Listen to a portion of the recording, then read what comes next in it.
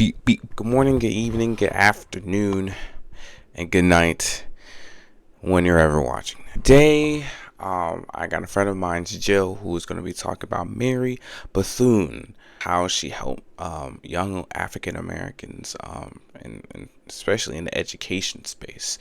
So, without further ado, I'm going to let her take the lead. Born Mary Jade Mcleod on July 10, 1875 in Maysville, South Carolina, Mary Mcleod Bethune was a leading educator and civil rights activist. She grew up in poverty as one of 17 children born to formerly enslaved people.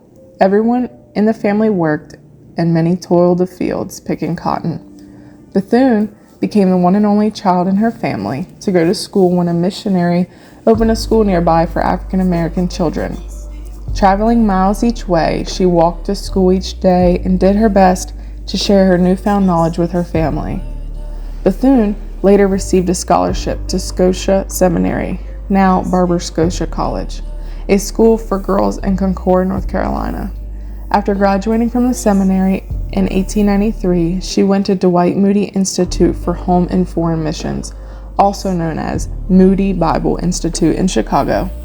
Bethune completed her studies there 2 years later. Returning to the South, she began her career as a teacher. Bethune founded the Daytona Normal and Industrial Institute for Negro Girls in Daytona, Florida in 1904. Starting out with only 5 students, she helped grow the school to 250 students over the next years. Bethune served as the school's president, and she remained its leader even after it was combined with the Cookman Institute for Men in 1923. The merged institution became known as the Bethune-Cookman College. The college was one of the few places that African American students could pursue a college degree. Bethune stayed with the college until 1942, but in 1935, Bethune became a special advisor to President Roosevelt on minority affairs. That same year, she also started up her own civil rights organization, the National Council of Negro Women. Bethune created this organization to represent numerous groups working on crucial issues for African American women. She received another appointment from President Roosevelt the following year. In 1936, she became the director of the Division of Negro Affairs of the National Youth Administration. One of her main concerns in this position was helping young people find job opportunities.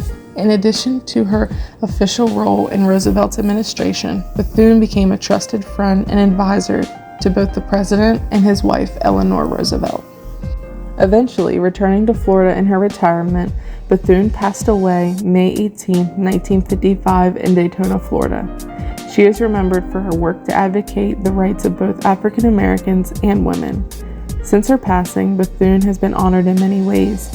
In 1973, she was inducted into the National Women's Hall of Fame. The U.S. Postal Service issued a stamp with her likeness in 1985.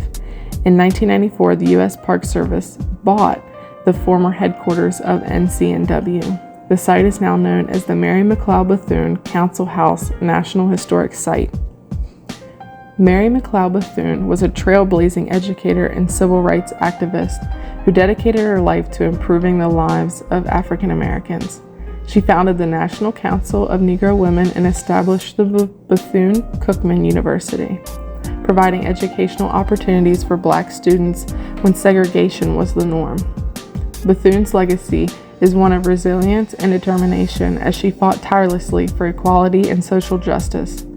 Her impact on education and the empowerment of African American women is immeasurable, and her legacy continues to inspire future generations to strive for a more inclusive and equal society.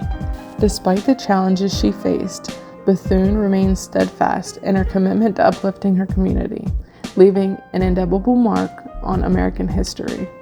Her story serves as a reminder that one person can truly make a difference and create lasting change.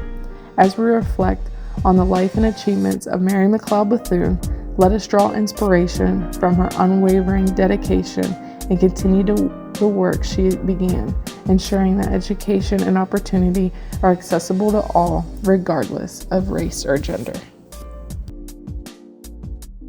Thank you very much, Jill, for doing this. Appreciate you. If you like this, please like and subscribe. I would really appreciate it. I got at least one more Black History video coming up soon. And I guess I'll see you guys in the future. Peace.